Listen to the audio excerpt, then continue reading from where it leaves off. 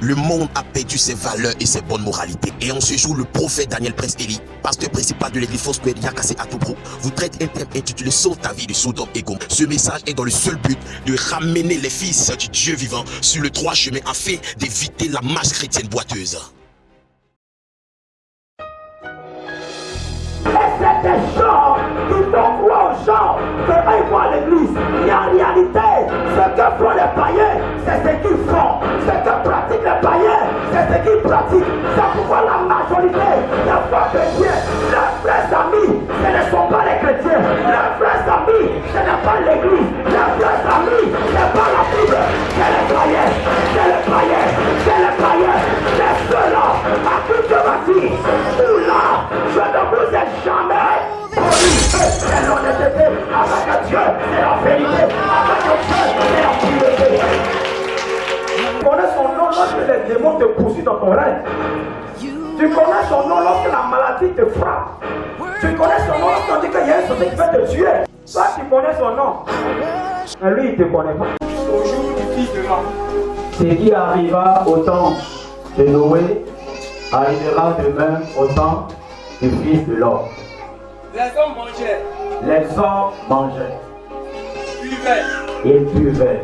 Se mariaient. Et se mariaient. Et mariaient leurs enfants. Et mariaient les enfants. Jusqu'au jour où Noé entra dans l'arche. Jusqu'au jour où Noé entra dans l'arche. Le déluge vint. Et les vit tous périr. Et les vit tous périr. D'accord, allons-y. Ce qui arriva du temps de Lot arrivera pareillement. Ce qui arriva au temps de l'homme va également arriver. Les hommes mangeaient. Les hommes mangeaient. Buvaient. Ils buvaient. Achetaient. Ils achetaient. Vendaient. Ils vendaient. Plantaient. Ils plantaient. Bâtissaient. Ils construisaient des maisons.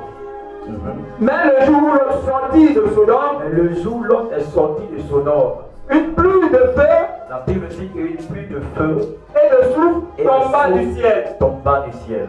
Et les fit tous périr. Et les fit tous périr. Il en sera de même le jour où Il en sera de même le jour où le Fils de l'homme paraîtra. le Fils de l'homme paraîtra. En ce jour-là, En ce jour-là, de celui qui sera sur le toit et qui aura ses effets dans la maison, ne descend pas pour les prendre. Et que celui qui sera dans les champs ne retourne non plus en arrière. Souvenez-vous de la femme de Lot. Celui qui cherchera à sauver sa vie la perdra. Souvenez-vous de la femme de Lot. Celui qui cherchera à sauver sa vie la perdra. celui qui cherchera à sauver sa vie la perdra. Et celui qui la perdra la retrouvera. Et celui qui la perdra à cause du Fils de Dieu la retrouvera. Je vous le dis, Je vous le dis, en cette nuit, de deux personnes qui seront dans un même lit, l'une sera prise et l'autre laissée. Amen. Amen. Asseyons-nous royalement, apprécions la parole de Dieu par les acclamations.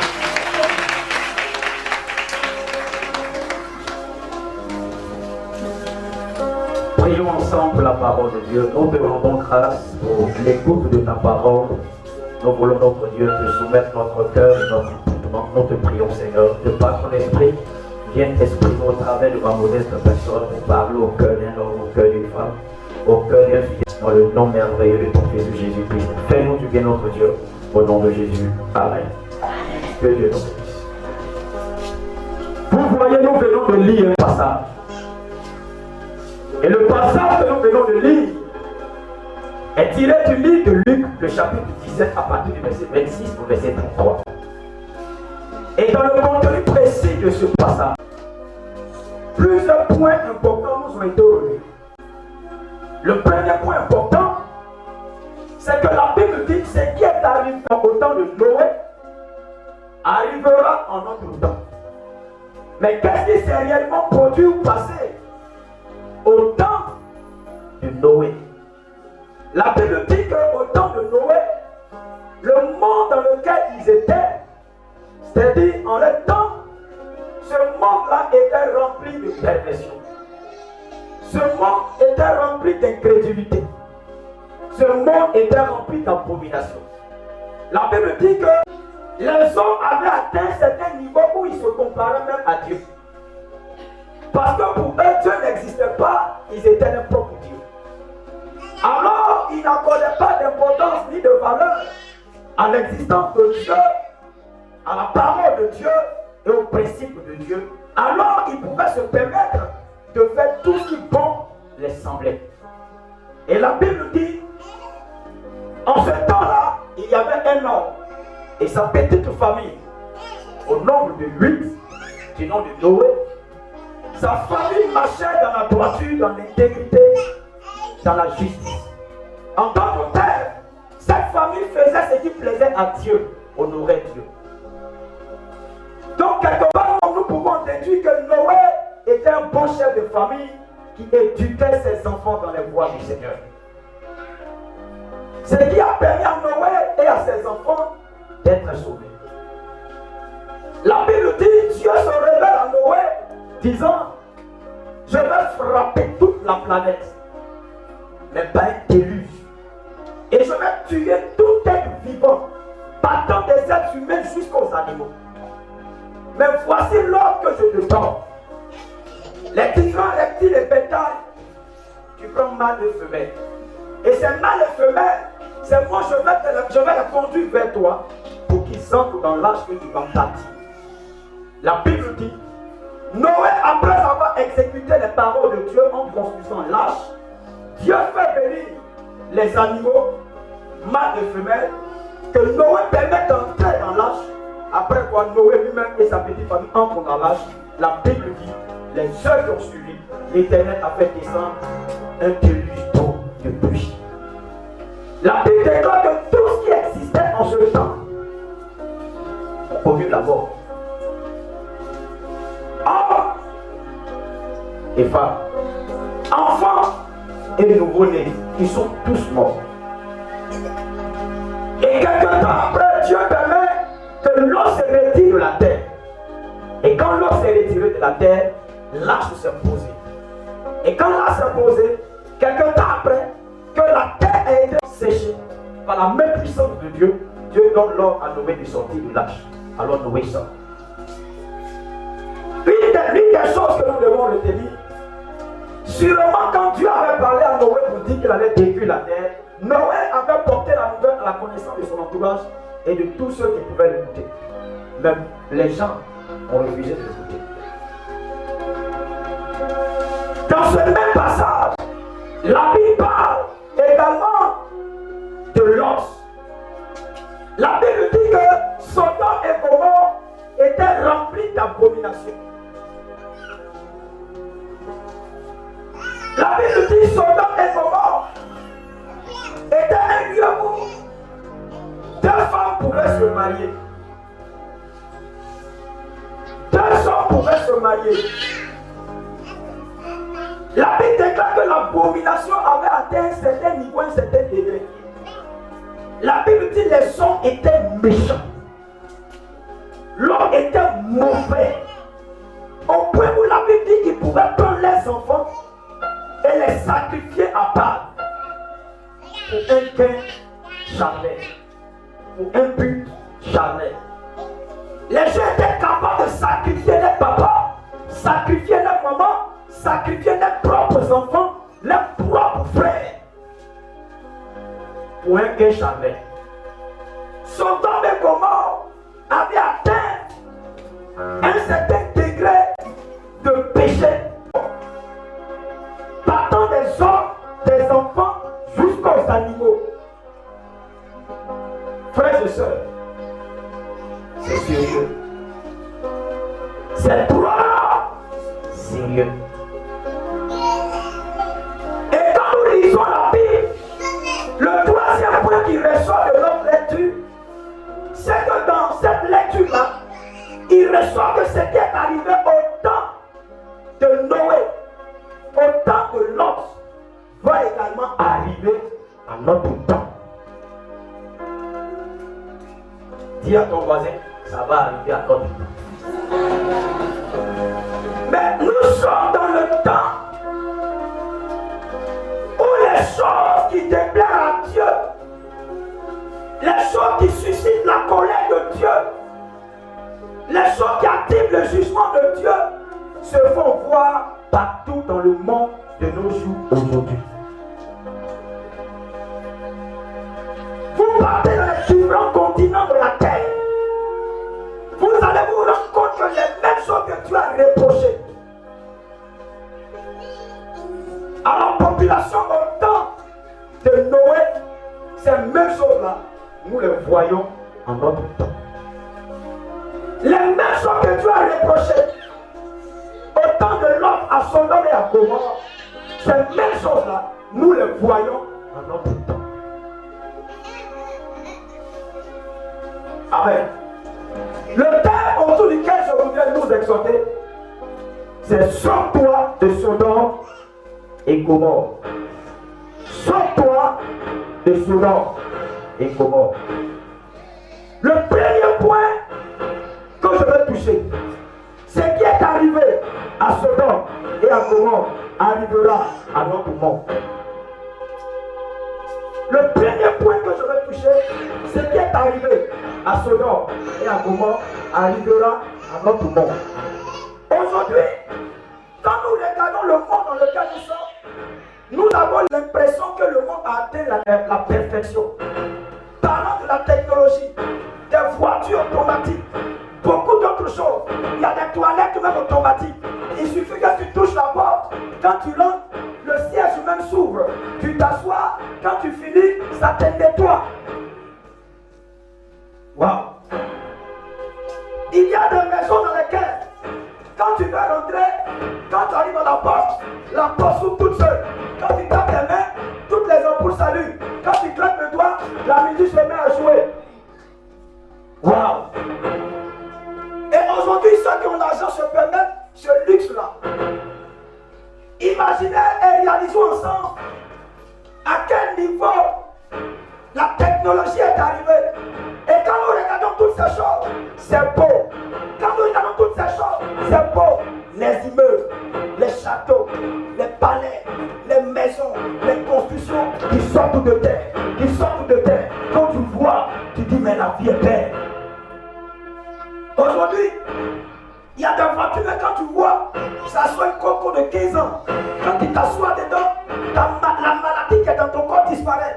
Le siège même de la voiture te dit que tu es un homme béni. Et quand nous voyons ces choses, nous disons waouh.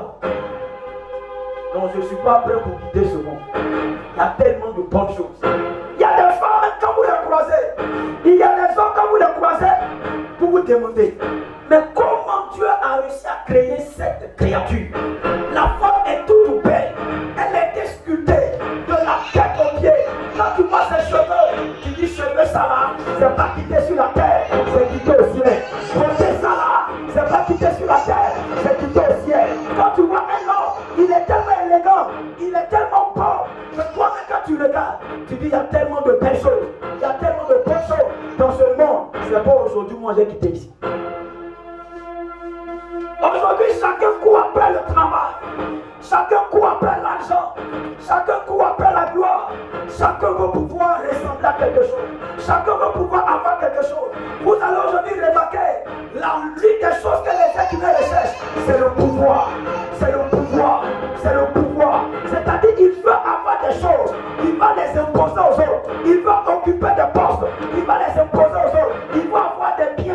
Il va avoir des biens matériels. Assez d'argent pour s'imposer aux autres. Et aujourd'hui, c'est comme une concurrence.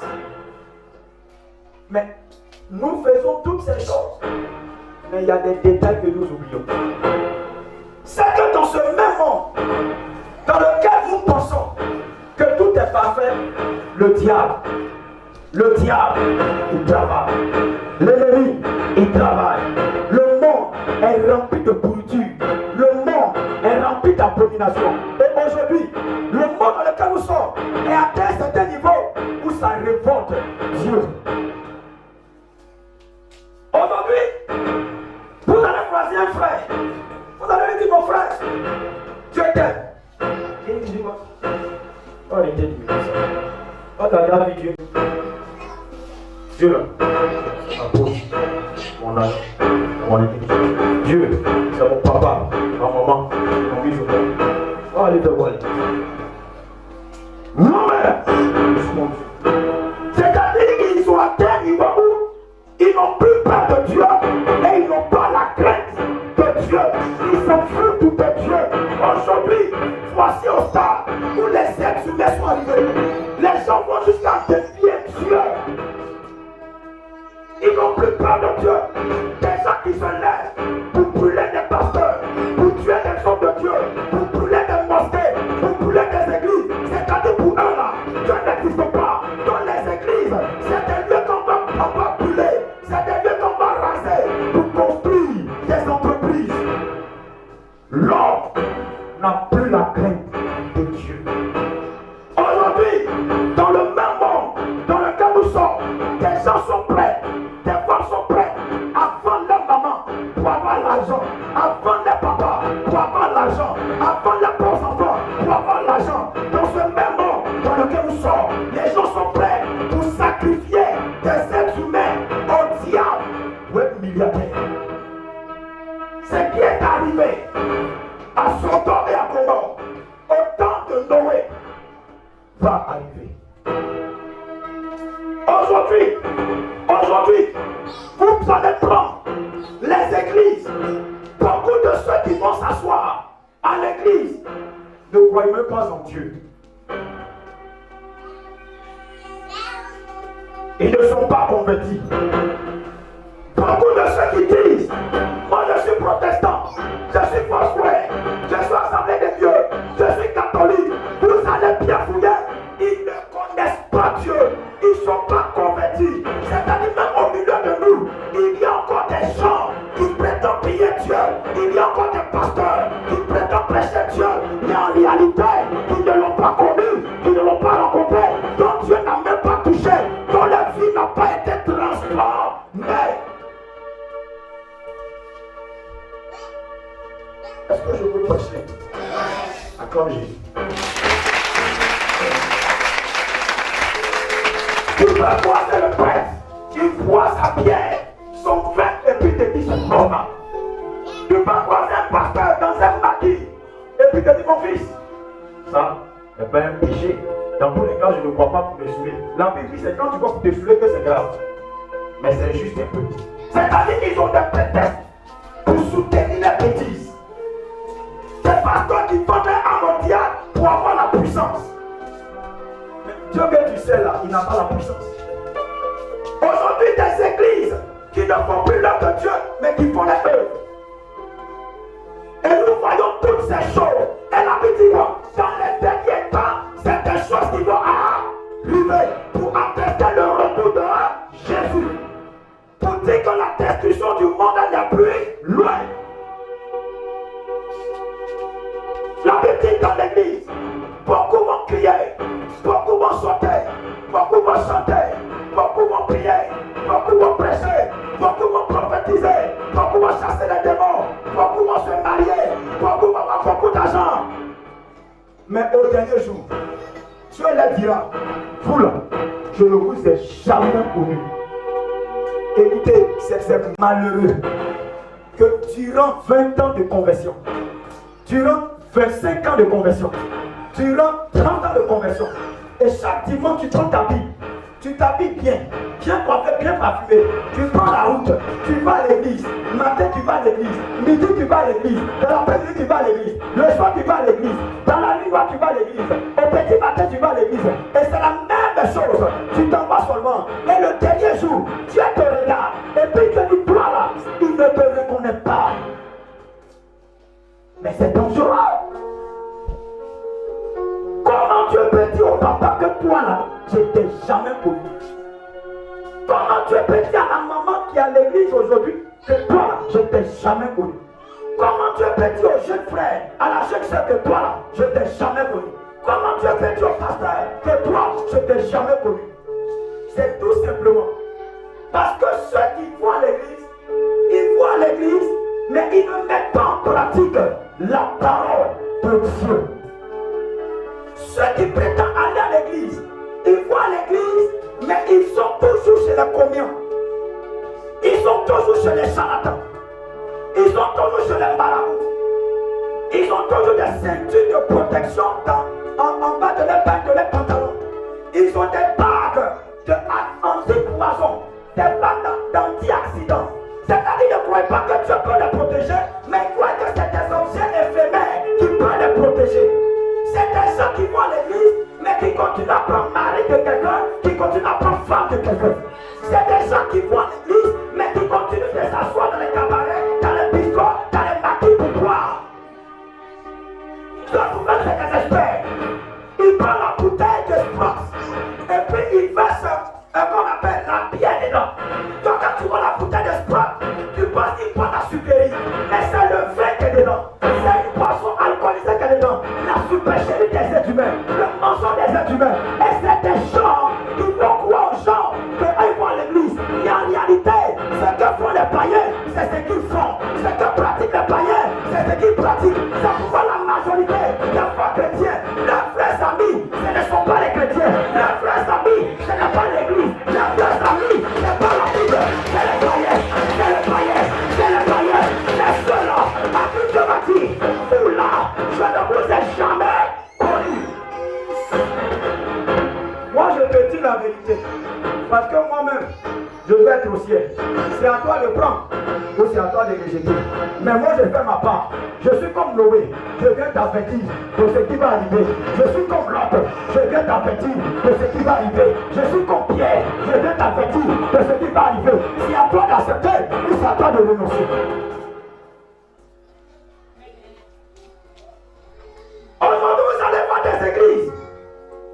Ils ne prêchent plus la sanctification. Ils ne parlent plus du retour de Jésus. Parce que s'ils disent la vérité, les gens vont fuir l'église. S'ils disent la vérité, les gens ne viendront pas à l'église. Mais c'est que c'est des gens qui n'ont jamais voulu venir à l'église. Parce que celui qui est censé venir à l'église est censé comprendre qu'avec Dieu, c'est la droiture. Avec Dieu, c'est l'honnêteté. Avec Dieu, c'est la vérité. Avec Dieu, c'est la pureté.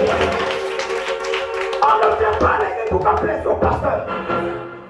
Parce que le pasteur même sait à être sauvé. Tu ne viens pas à l'église à cause de lui. Des gens viennent à l'église parce qu'ils ont peur. Si le pasteur ne les a pas vus, il va les appeler. Il va chercher à demander. Quand ils viennent à cause du pasteur, pour que le pasteur ne dise pas, il va se demander, je ne t'ai pas vu. Mon frère, si tu es païen, il va rester païen.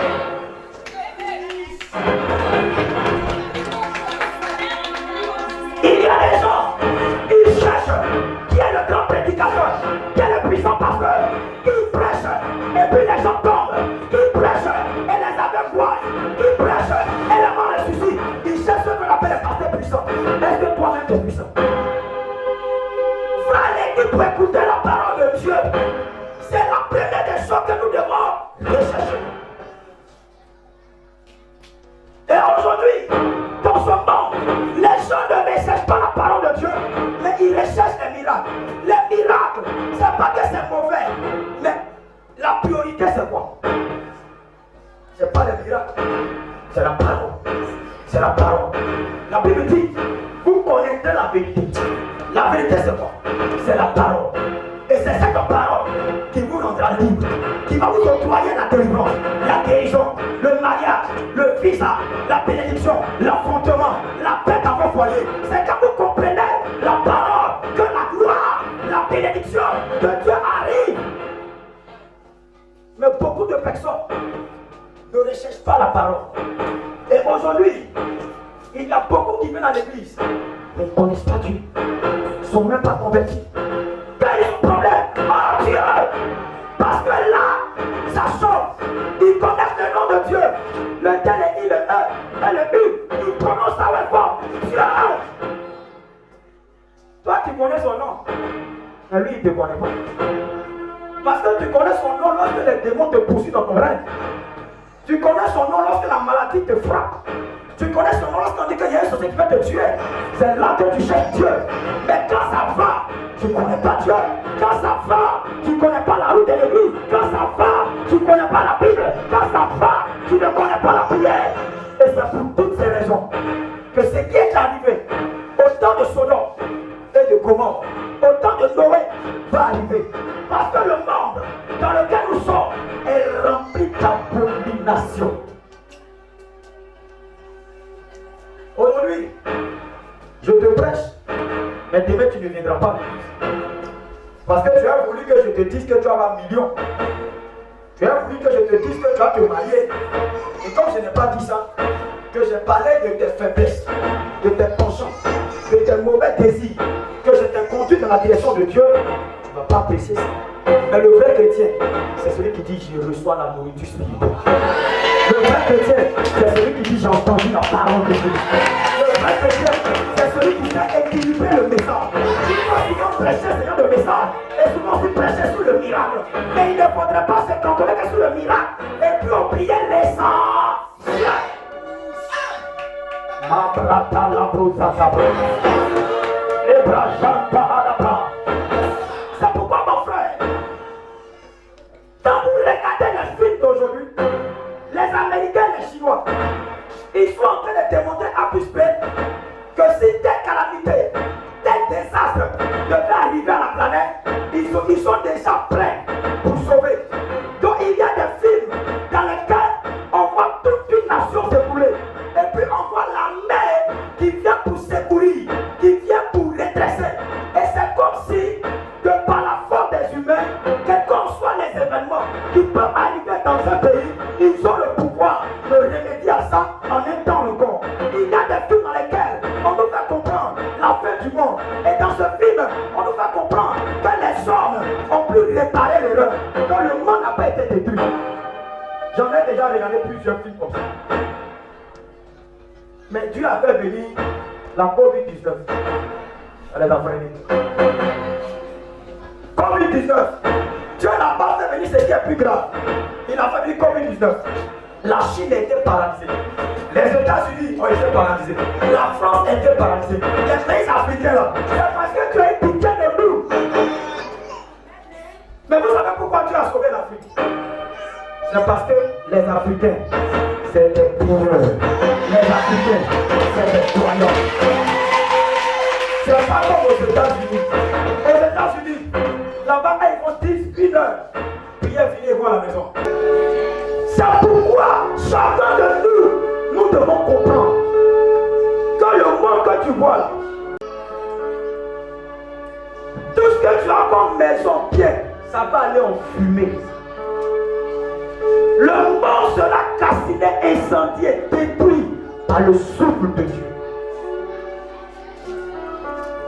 Ce monde que tu acclames, que tu chéris, que tu apprécies matin, midi et soir, ce monde-là, ça se détruit. C'est pourquoi tu ne dois pas t'attacher à ce monde. Psaume 96, verset 13. Ce monde auquel tu es attaché, au point tu refuses d'accepter Jésus, tu refuses d'aller à l'église, tu refuses de croire en Dieu, tu n'as pas le temps, tu dois le marcher, tu n'as pas le temps, tu dois nourrir bébé, tu n'as pas le temps, tu dois faire la vaisselle, tu n'as pas le temps, tu dois faire la lessive, tu n'as pas le temps. Ce monde auquel tu es accroché, ce monde auquel tu es accroché, Dieu va le détruire. À cause de ton travail, tu n'as même pas le temps parce que tu veux chercher l'argent du lundi au dimanche. Alors lundi, dimanche, tu vas t'asseoir au bureau, tu vas t'asseoir dans ton magasin pour faire le commerce, pour travailler parce que pour toi, il n'y a que l'argent qui compte. Dieu va détruire ce monde. Allons-y. Psaume 96, verset 13. Devant l'Éternel, car il vient pour juger la terre. Car il vient pour juger la terre. Il jugera le monde avec justice. Il va juger ce monde avec justice. Et les peuples selon sa fidélité. Et les peuples selon sa fidélité. My God. Écoutez, la Bible déclare que Dieu vient et il vient. Il va juger la terre. Quand il parle de la terre, c'est pas le ciel que tu vois. Il parle de la terre. Il parle de ce sol, du siècle. Il parle de la terre. Écoutez-moi très bien. La Bible dit, il va juger la terre. Il va juger le monde. Et il dit quoi? Les hommes selon sa fidélité. Mais pourquoi il dit selon sa fidélité?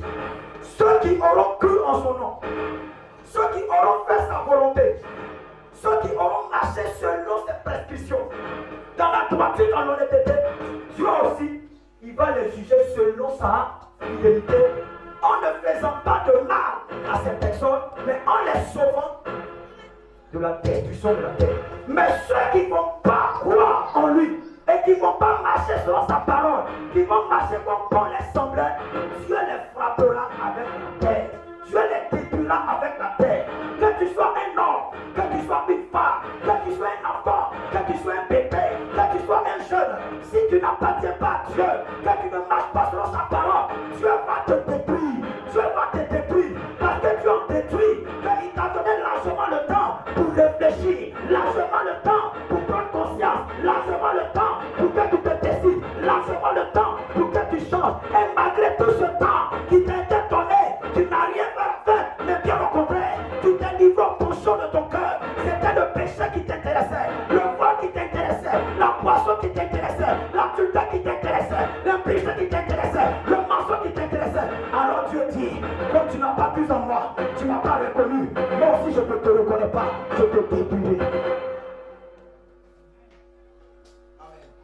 Vous pensez que parce que tu es enfant de Dieu, créature de l'enfant de Dieu, démonié à Satan. Son nom c'était pas Satan. C'était astre brillant. Celui qu'on appelle le diable, c'était un serviteur de Dieu. Il était à la fois le chef de l'armée et il était à la fois le responsable de la louange et de l'adoration à Dieu dans le ciel. Il occupait un grand poste. Il n'était pas n'importe qui. Mais à un moment donné, l'orgueil est rentré dans son cœur. Il a vu qu'il était fort, il était puissant. Il ne voulait plus se soumettre aux choses de Dieu. Il a commencé à faire sa propre volonté. Et Dieu lui a donné l'occasion de comprendre. Mais il ne voulait pas entendre les hommes. Et la Bible déclare qu'il s'est révolté. Aujourd'hui, tu es un papa, tu es une maman, tu es un jeune homme, tu réfléchis. C'est Dieu qui t'a créé. La Bible dit, puis Dieu dit, faisons l'homme à notre image. Genèse 1, verset 26. Faisons l'homme à notre image, selon notre descendance. Dieu créa l'homme à son image et à sa descendance. Il créa l'homme et il créa la femme. Genèse 2, verset 7. La Bible dit, l'Éternel Dieu forma l'homme à partir de la poussière de la terre. Il souffla dans ses narines et souffle de vie. Et l'homme devient un être vivant. Dieu t'a créé, il m'a créé. On a grandi. On est devenu homme. Et maintenant, on décide de ne plus appartenir à Dieu. On décide de ne plus croire en Dieu. C'est Dieu qui nous a fait, qui nous a créé. On décide de prendre notre propre chemin. Et c'est pour cette raison que Dieu aussi dit, quand tu ne m'as pas reconnu comme ton créateur et ton sauveur, et que tu n'as pas pris le soin de m'appartenir pour m'honorer, je te détruirai avec la terre. Aujourd'hui, on parle du jugement derrière. On parle du châtiment de Dieu. Mais ce n'est pas encore arrivé. Personne n'a peur. Ce n'est pas encore arrivé. Ça ne nous dit rien. Parce qu'on dort, on se réveille. On va au travail, on va au marché. On travaille, on se marie. On mange, on s'habille. C'est pas ce que la Bible dit. Qu'au temps de Noé, les gens se mariaient. Les gens partaient à leurs occupations. Les gens partaient au champ. Les gens faisaient beaucoup de choses. Mais ils ne pensaient pas, ils ne se souciaient pas de la fin du monde. Mais les choses auxquelles ils ne s'attendaient pas, c'est ces choses-là que tu as fait. Frère, Dieu va détruire ce monde. Le deuxième point que je vais toucher, ta vie et ta position aujourd'hui déterminent ta destination. Ta vie et ta position aujourd'hui déterminent ta destination. Dis-le à ton voisin. Ta vie et ta position aujourd'hui déterminent ta destination. Écoutez, la vie que tu mènes aujourd'hui et ta position idéologique, des idées que tu développes, les idées que tu as, ta manière d'appréhender les choses, de voir les choses, si ce n'est pas bien, c'est dangereux. Ta vie et ta position, c'est ça qui va déterminer ta destination. Quelle est la vie que tu mènes? Est-ce que tu ne bois pas? Si tu bois, c'est ce qui va déterminer ta destination.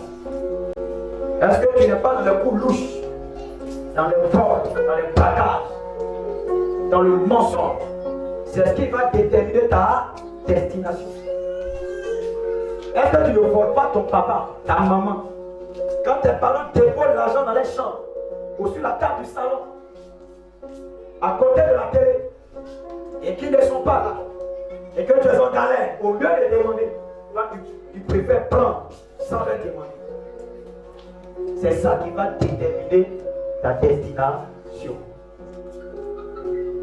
Est-ce qu'aujourd'hui, tu vas à l'église comme il se doit? Est-ce que l'église dont tu t'entends, c'est ce qui va déterminer ta destination? Les choses que Dieu nous défend en nous disant, ne faites pas ça, ne faites pas ceci. Est-ce que quelque part tu n'es pas en train de faire les interdits? Tu n'es pas en train de pratiquer aux interdits. Tu n'es pas en train de toucher aux interdits. C'est ce qui va déterminer ta destination. Pourquoi? Il dit, voici, je mets le chemin de la mort et le chemin de la vie devant toi. Ça veut dire qu'il y a combien de chemins? Il y a combien de chemins? Dis à ton voisin, il y a deux chemins. Le chemin du jour et le chemin de la nuit. Le chemin du bien et le chemin du mal. Le chemin des ténèbres et le chemin de la lumière. Le chemin de la vérité et le chemin du mensonge. Le chemin d'accepter Jésus ou le chemin de ne pas accepter Jésus. Le chemin d'aller à l'église ou le chemin de ne pas aller à l'église. Le chemin du paradis ou le chemin de l'enfer. Voisin, il y a deux chemins. Quel est le chemin que toi tu as emprunté? C'est le chemin que tu as emprunté qui va définir ta destination. La réponse là, c'est dans ta bouche. Si c'est le chemin véritable de Dieu que tu as emprunté, c'est pas moi qui l'ai dit. Toi-même ta conscience te le dira. Si c'est le chemin de la mort que tu as emprunté, c'est pas moi qui vais te le dire. Ta conscience te le dira. Mais Dieu dit, je mets en devant de toi le chemin de la vie et le chemin de la mort. Et Dieu ne s'arrête pas sur le fait qu'il nous présente deux chemins. Mais Dieu continue dans ses propos en disant, je te conseille d'emprunter le chemin de la vie pour que tu vives éternellement. Ça veut dire que le chemin que tu dois emprunter, tu as pris le soin de te l'indiquer. C'est à toi maintenant de faire quoi? Tu as choisi. Tu prends pour lui ou tu laisses. Ta vie et ta position aujourd'hui vont déterminer la finalité. Mon frère, moi je suis pasteur. Mon travail, c'est de m'asseoir à la maison, prier, lire, laisser Dieu me parler et puis te transmettre le message de Dieu en commençant par moi-même. Maintenant, je te dis aussi, si tu veux, sois chrétien. Si tu veux, ne sois pas chrétien. Dans tous les cas, le choix que tu fais a des avantages, le choix que tu fais a des conséquences. Quand ton papa te parle, tu ne couches pas, ça veut dire que tu as choisi le chemin de la destruction. C'est pas quelqu'un qui te détruit, c'est ton choix qui te détruit. C'est pourquoi on dit en bon français, il ne dit rien consent. Mais écoute, il y a des gens qui disent, moi je ne suis pas dedans. Mais tu n'es pas dedans, tu as choisi quoi? Qui ne dit rien consent. On te donne conseil. On te donne conseil. Mon frère, ne fais pas ça.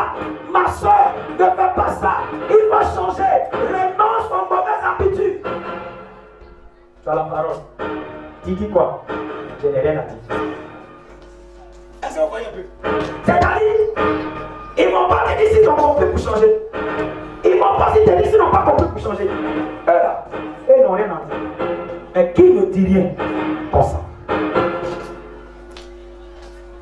Et c'est ça le problème de la plupart d'entre nous. On n'a jamais une position fixe.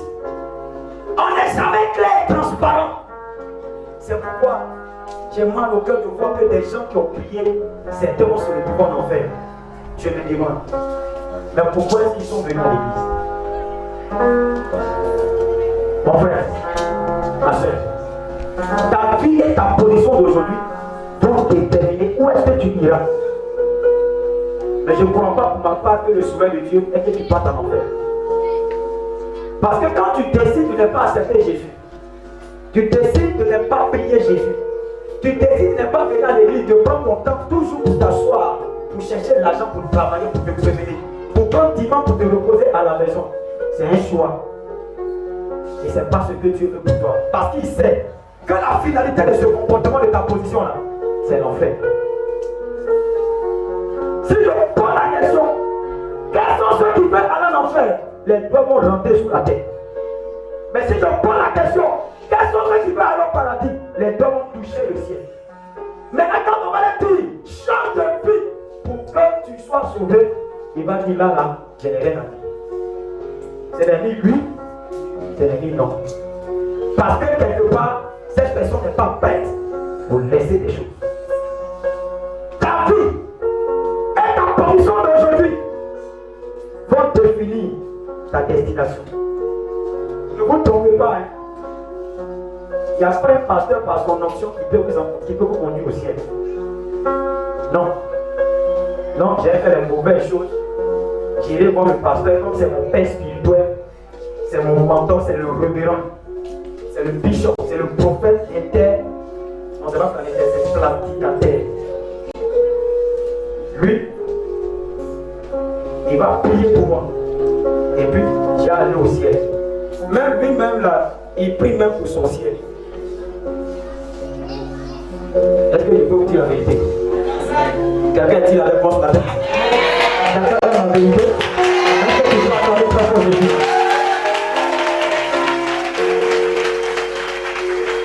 Le pasteur peut prier, tu seras délivré. Il peut prier, tu seras guéri. Il peut prier, Dieu va te restaurer. Il peut prier, Dieu va faire beaucoup de choses. Mais en ce qui concerne ton salut, là, il ne peut rien faire autre que de prêcher la parole. Maintenant, c'est à toi de décider de ce que tu vas faire, des vérités qui te transmettent, qui t'enseignent. Amen. Amen. Maintenant, on va vérifier la destination. Vérifions la destination. Prends rapidement Luc le chapitre 23, le verset 39 à 43. Vous allez voir quelque chose qui s'est passé. C'est pourquoi écoutez. Frère, soeur, maman, papa, aujourd'hui c'est que je te dis là, avant que tu ne quittes ici, il faut prendre la bonne décision. Il faut prendre la bonne décision. Rapidement. Luc 23, verset 39. Luc 23, 39 à 43.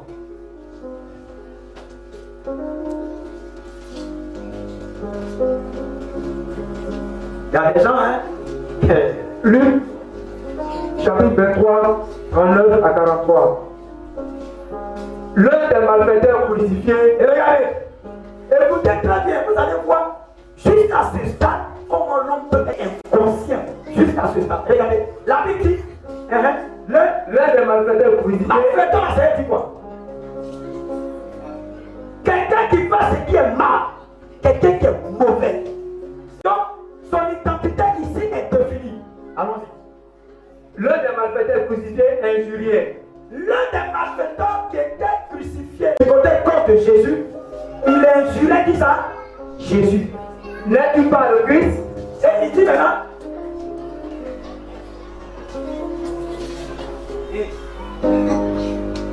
toi, n'a pas dit que toi de Jésus.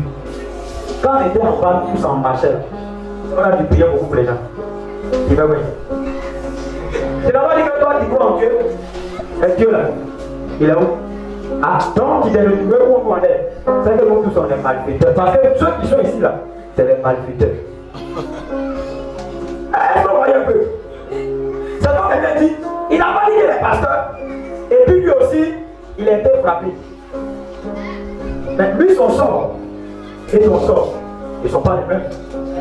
On peut être à la croix, mais nous n'avons pas tous le même sort. Donc quand on se voit quelque part, qui de droit. Est-ce que quelqu'un comprend? Mais celui-là, il ne pouvait pas accorder le respect à Jésus. Parce qu'il a mis Jésus dans la même position que lui. Donc il s'est dit que le même sort qui lui est réservé, c'est le même sort qui est réservé à Jésus. Mais il ne sait pas que Jésus ne sait pas le diable. Pendant que lui, les malfaiteurs, lui servait le diable. Mais Jésus servait Dieu.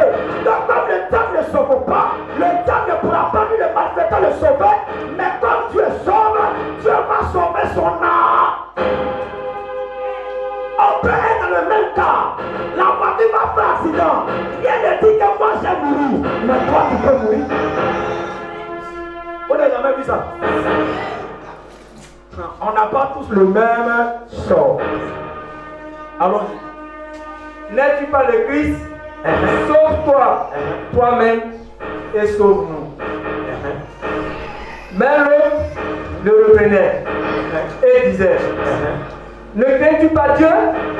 David dit quoi? Jésus était crucifié. À sa gauche, il y avait un autre brigand crucifié. À sa droite, il y avait un autre brigand crucifié. Et le premier brigand, c'est lui qui méprisait Jésus, qui l'insultait. C'est lui qui le blâmait. C'est lui qui se moquait de Jésus. Quand lui, il a fini de parler à Jésus, l'autre brigand, qui était de l'autre côté de la droite de Jésus, lui, il prend la parole et puis il dit quoi? Ne crains-tu pas Dieu? Il dit à l'autre, ainsi Jésus il est au milieu ici. Ainsi l'autre brigand, lui il est ici. Jésus est ici, l'autre brigand est ici. C'est lui-là qui a insulté Jésus. Il l'a insulté en tout cas. Maintenant c'est lui qui est à la droite là. Hé! Tais-toi là-bas!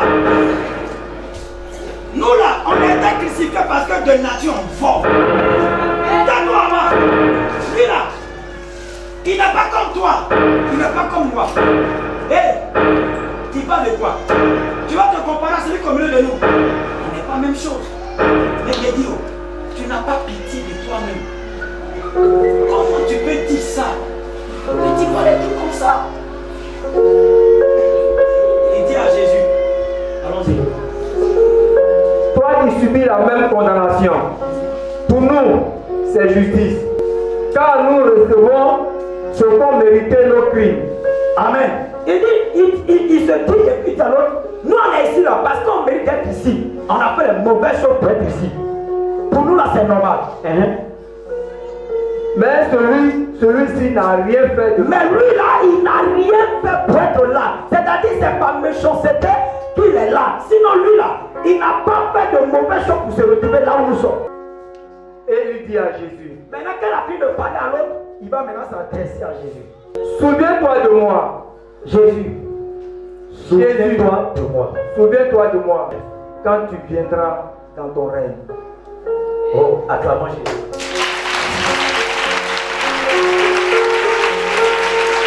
Ta vie et ta position d'aujourd'hui vont déterminer ta destination. Quand il a fini de parler, d'interpeller, de conscientiser l'autre, il dit à Jésus, Jésus, quand tu vas partir dans ta gloire, que tu reviendras pour sauver tes enfants. Moi je sais que je ne suis pas juste, mais je reconnais que j'ai fait de mauvaises choses. Je décide de tout changer. Quand tu vas revenir, pardon, souviens-toi de moi pour me sauver, pour que je ne me retrouve pas en enfer. Jésus dit quoi?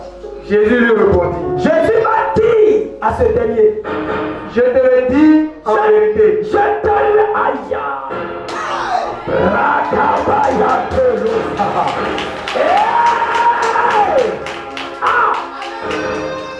te le dis en vérité. Aujourd'hui, tu seras avec moi dans le paradis. Je prophétise ton salut. Je prophétise ton paradis. Que Dieu t'aide à être sauvé. Que Dieu te donne les capacités pour marcher sur sa parole. Pour que ton âme soit sauvé. Pour que ta vie soit sauvée. Tous ceux qui se sont levés, que Dieu amène fort.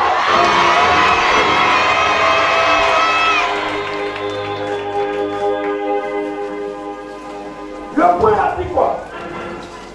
Ta vie et ta position aujourd'hui vont déterminer ta destination. Il y avait deux positions. Donc la première personne n'était pas la bonne position. Et donc lui là, par son comportement, on sait où il va se retrouver.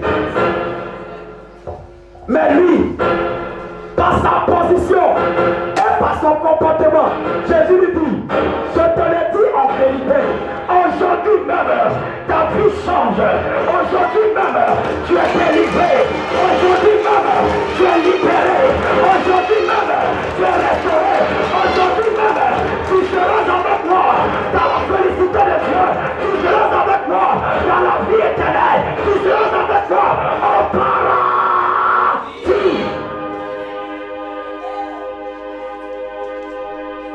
Quelle est la décision que tu as prise, mon frère? Quelle est la décision que tu as prise?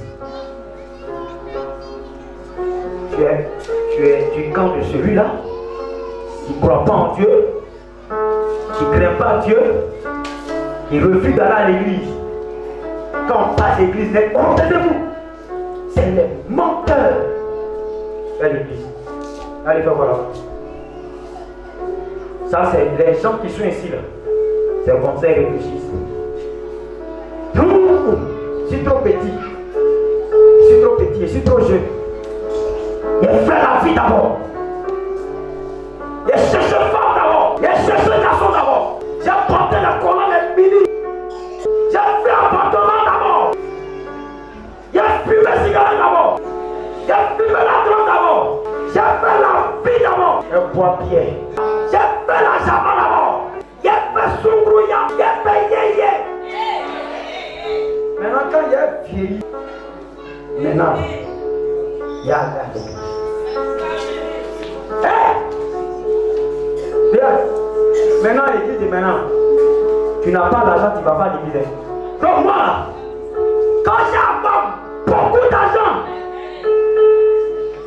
il y a dans l'église. Sinon Dieu là, il n'a qu'à m'excuser. Hein. Moi, Camille, je n'ai pas. Il n'a pas son temps. Allez là. C'est la vie qui est mieux. Je n'ai pas le temps de Jésus. Ceux qui sont ici, c'est comme ça qu'ils réfléchissent. Mais c'est le pasteur qui m'a invité. Je veux bien venir. Hein. Vraiment. Il n'a pas le temps. Tu vas faire quoi? Non, il y a quelqu'un qui a donné 10 000 francs. À cause de 10 000 francs. Pasteur, je veux venir à l'église, hein, mais hier là, quand le courant s'est coupé là, mon hôtel là, ça a débit pierre. Donc, c'est pas trop blessé, mais c'est blessé petit. Donc, comme je ne peux pas porter, je suis fermé pour venir. Il y a resté aujourd'hui. Quand la plaie va sécher, il est venu. Maintenant, il a dit ça, donc il ne peut pas sortir. Il fait semblant devant le pasteur tout le temps. Le pasteur est parti. Son téléphone est déposé là.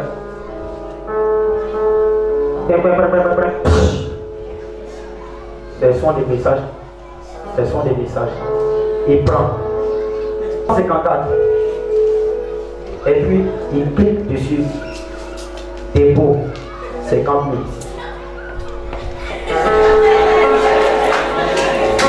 Et ça va à l'argent. Tu veux quoi? Détruire.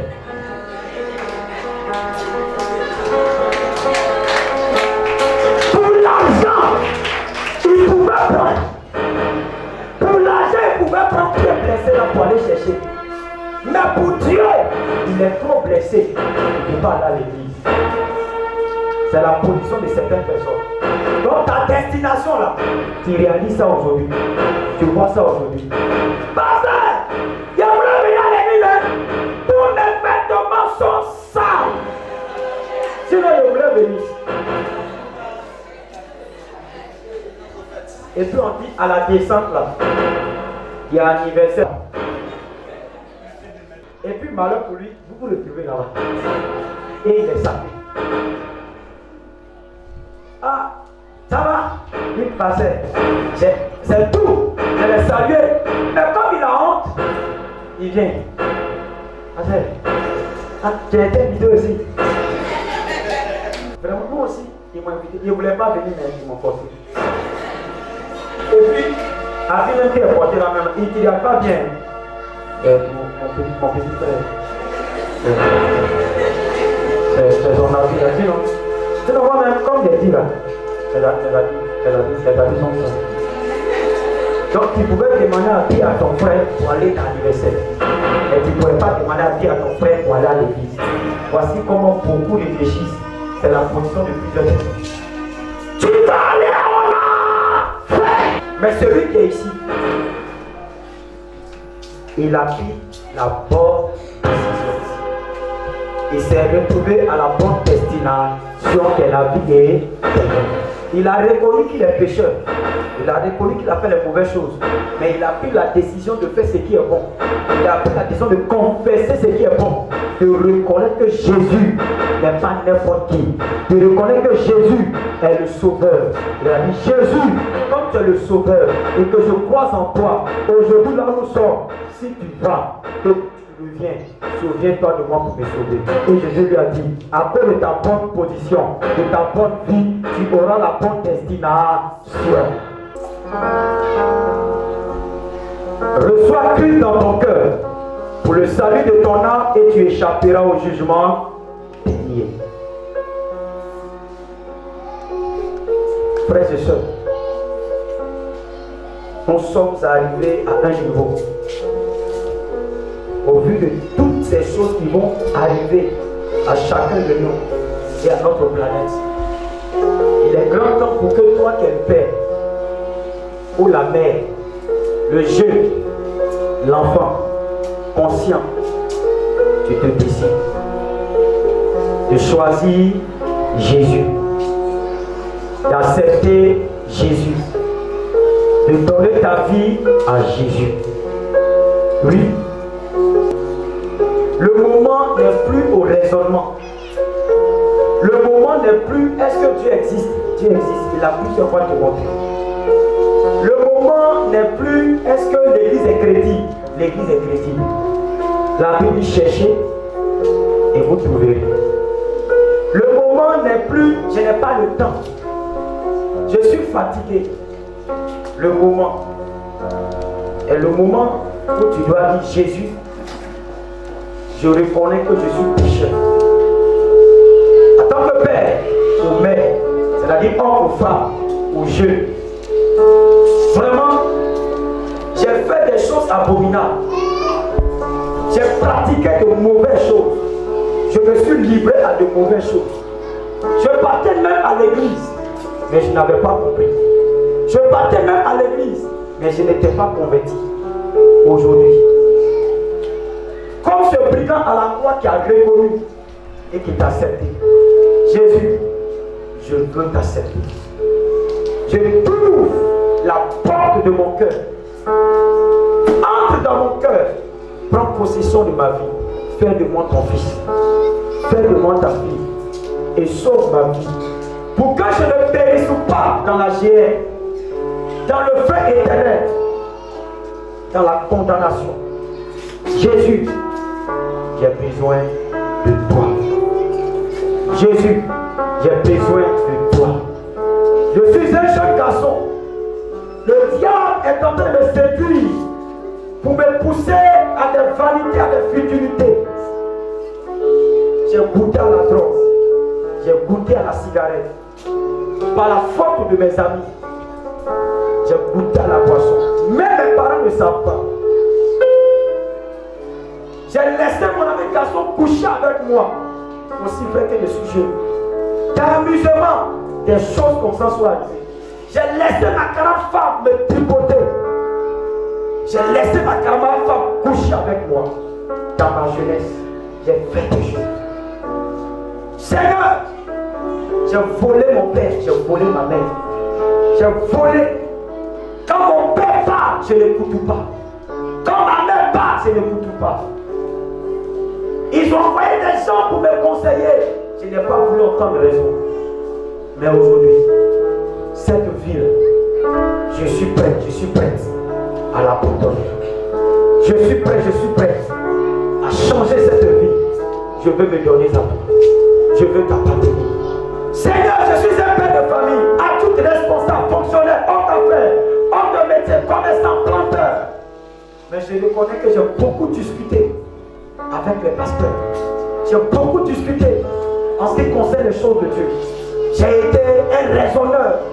J'ai pris ma philosophie pour la philosophie de Dieu.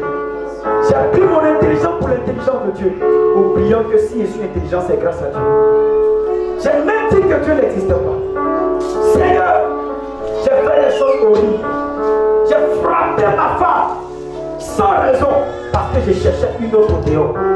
J'ai menti à ma femme. J'ai découché parce que je cherchais une autre dehors. J'ai même des enfants en mariage. Des enfants même que ma femme ne connaît pas parce que je l'ai trompé. Seigneur, j'ai maltraité ma femme. J'ai fait des choses impitoyables à ma femme. J'ai trompé ma femme. L'argent que je devais lui donner pour qu'elle se pommade, pour qu'elle s'habille, pour qu'elle ait son petit déjeuner, je donnais ça aux copines. Quand on parle d'église, je ne veux pas entendre. Quand ma femme, assise à la maison, que je quitte au travail, je viens, qu'elle dit chérie, bonne arrivée. Je lui dis quitte là-bas. Je suis fatigué. Chérie, est-ce que c'est aujourd'hui nous sommes ensemble? Il y a longtemps qu'on est chérie. Je n'ai jamais parlé en bien à ma femme.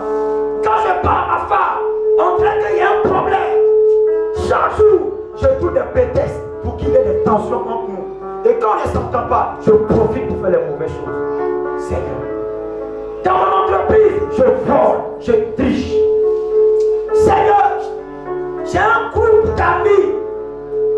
On passe tout notre temps à aller boire. Et puis on dit, même Jésus a transformé l'eau en vin. Peut-être même que Jésus a fait ça, il a goûté même. Père, tu ne veux pas faire quelque chose et puis sans goûter. Et voici l'interprétation que plusieurs personnes donnent à la chose.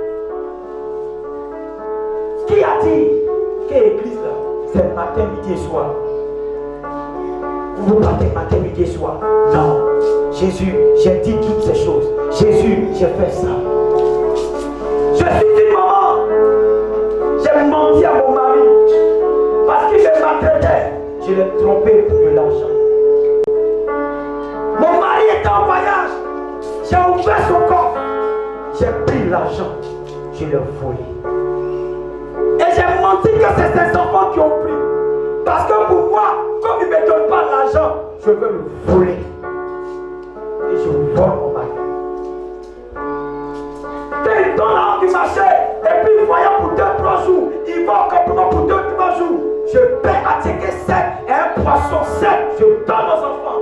Au lieu d'aller faire le marché, préparer le foutou, ou bien le riz, faire une bonne sauce. Je compte dans l'argent du marché, je prie les enfants, je leur dis prenez 200, allez-y payer à ticket pour manger. Seigneur, moi qui suis femme, j'ai fait ces choses. J'ai manqué de respect à mon mari. J'ai même attrapé ses corps pour lui dire, tu manges, un jour vont te tuer, ouais. Tu manges. Acclame Jésus, est prêt.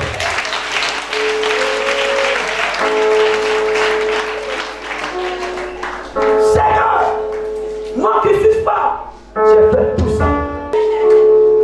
Seigneur, c'est moi j'ai poussé ma fille dans les bras des garçons. J'ai livré ma fille à la prostitution. Oh Jésus, j'ai fait ces choses. Je te demande pardon.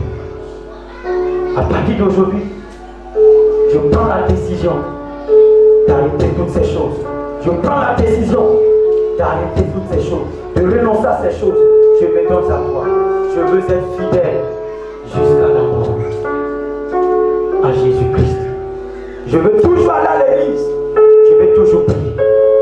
Voici ce qu'il faut faire. Voici ce qu'il faut faire. Voici ce qu'il faut faire.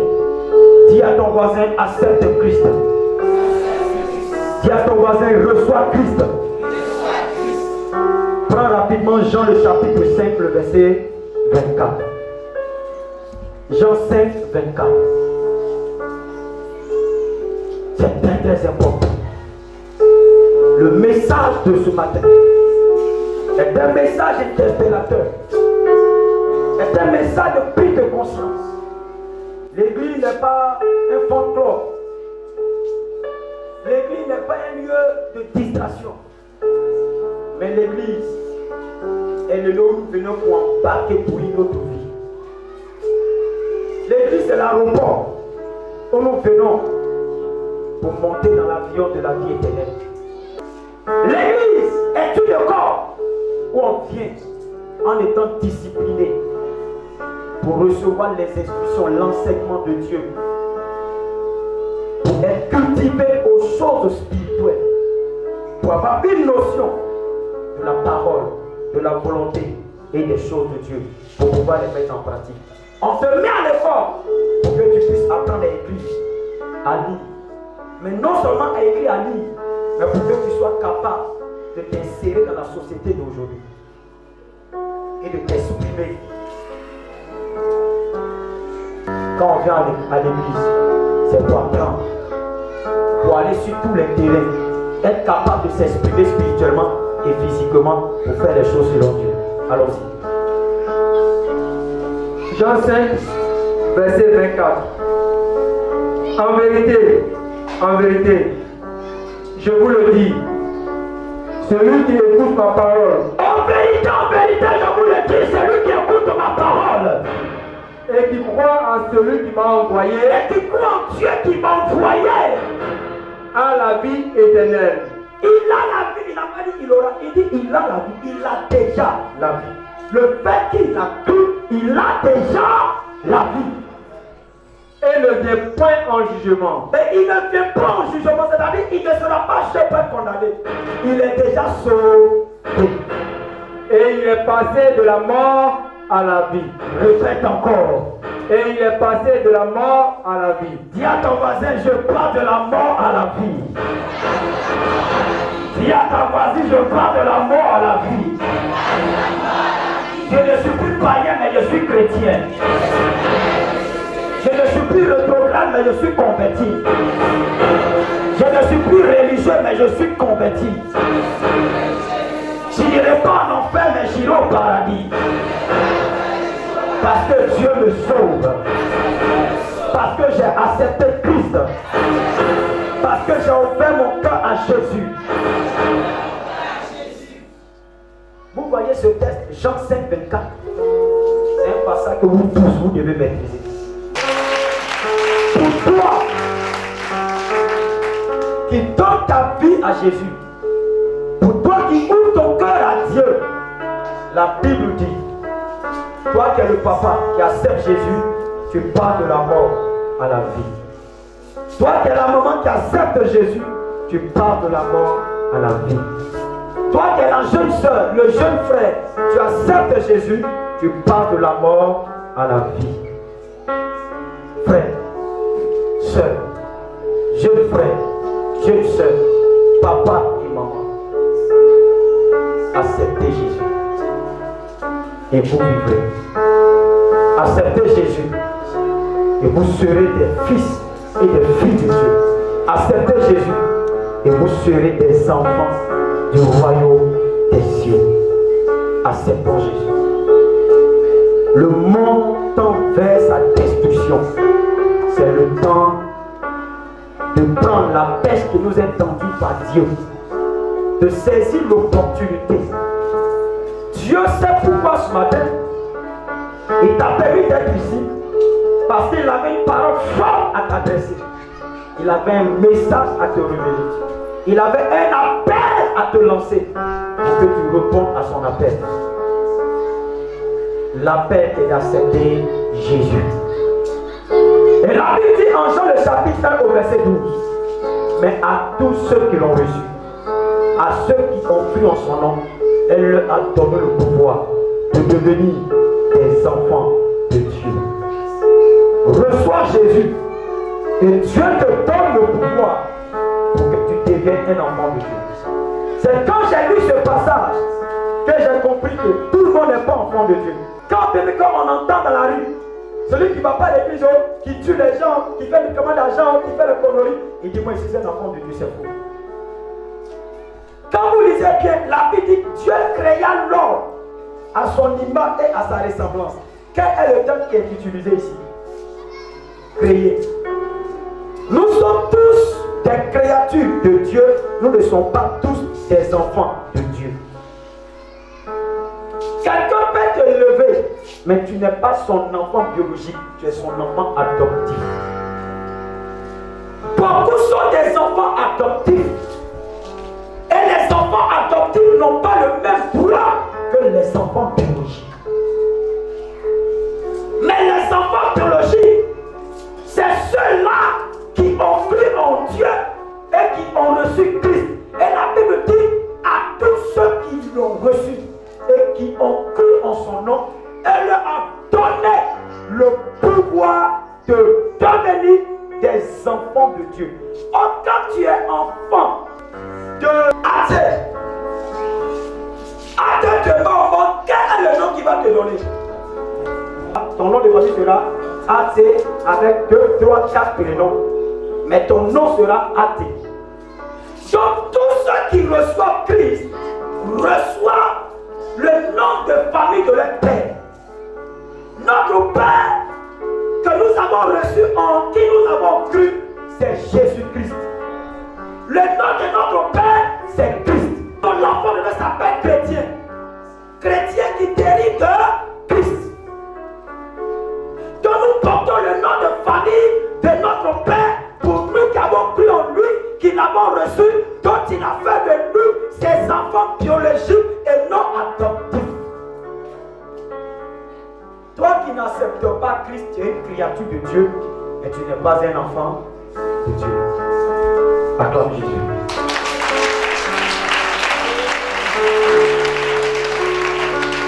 C'est pourquoi ce matin, pour terminer, je veux inviter un frère, je veux inviter une soeur à donner sa vie à Jésus. Je veux inviter un papa, je veux inviter une maman à donner sa vie à Jésus. Toi, tu viens à l'église, mais à vrai dire, tu n'es pas encore né de nouveau. Tu n'es pas encore converti. Tu n'es même pas baptisé. Je vais t'inviter à donner ta vie à Jésus. Appartenir à une assemblée pour grandir dans la foi du Christ. Quand on accepte Jésus, on ne reste pas à la maison pour dire on est chrétien. On appartient à une église. Et c'est là-bas qu'on va prier matin, midi et soir. C'est là-bas qu'on va recevoir la nourriture spirituelle qui est la parole de Dieu. C'est là-bas qu'on va pour se faire former sur les choses de Dieu. Toi, qui vas accepter Jésus, tu dois comprendre que tu dois appartenir à une église. Une église polyvalente qui est capable de s'inscrire à un moment donné dans l'enseignement où le pasteur peut enseigner d'une manière posée et terre à terre en expliquant minutieusement la parole de Dieu. Et dans cette même église, le pasteur doit être capable d'être un homme de puissance, un homme de prière, un homme de feu.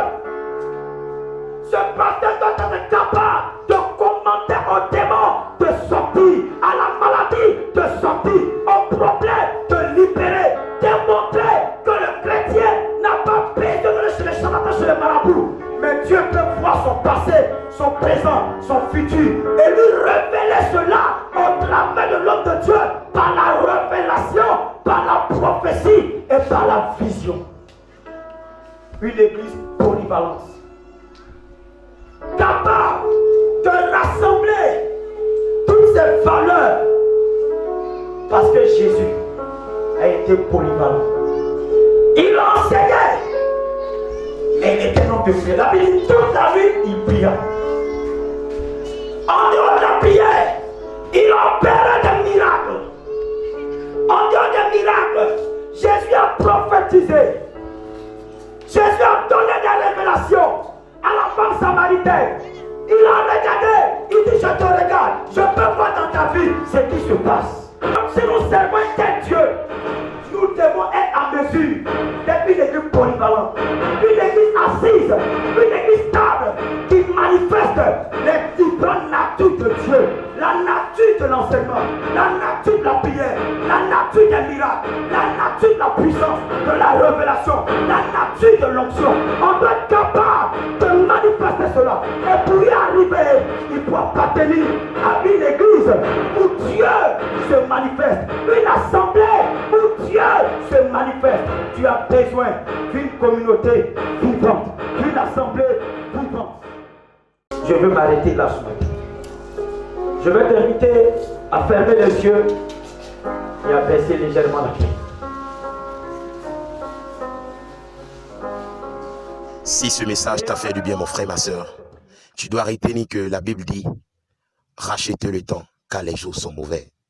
Mais pour y arriver, une des choses les plus importantes, c'est de prendre des décisions, de prendre des résolutions.